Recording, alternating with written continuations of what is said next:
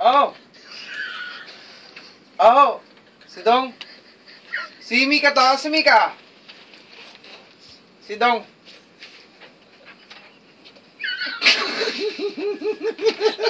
Huwag ka na ba? Sinong Dong? Huwag ka na ba? Kahit Hello? ano, Dong.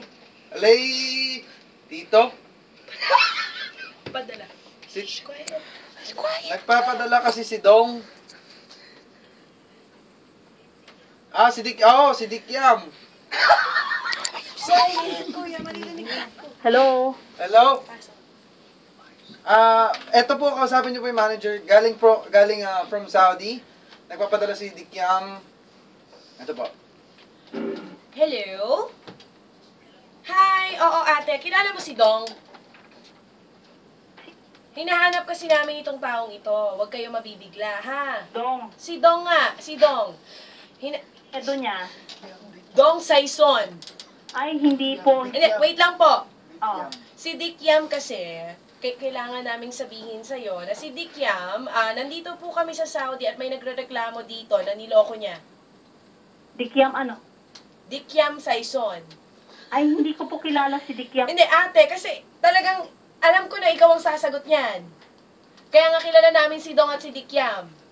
Sino po si... Ano po bang pangalan ninyo? Kasi i-relay namin sa inyo ang impormasyon. Hindi. Kayo, sinong gusto niyo kausapin? Hindi ko ibibigay ang pangalan ko. Okay, si Dong po. Sinong Dong? Apelyido. Pangalan niya. Dong Saison. Hindi ko kilala si Dong Saison. Ay, bakit po, ano kayo? Pis-pis po tayo. Pis-pis lang po tayo dito. Peace po.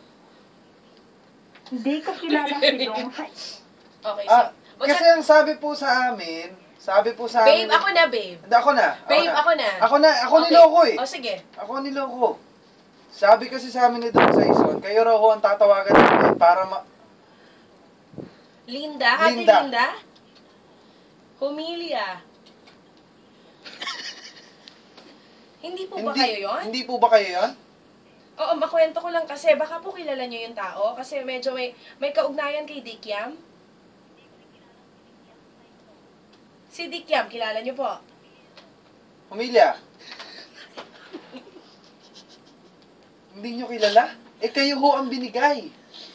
Para... Linda, Humilio.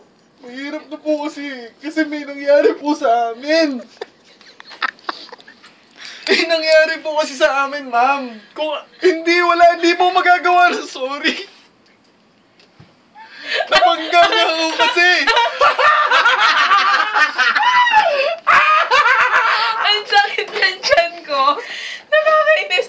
Hindi. Linda ano? Linda. Ha? Sabi ko, ito yung pinaka-funny sa lahat. Ate, pis-pis tayo. Okay, pis tayo. Pero nagsusungit pa rin.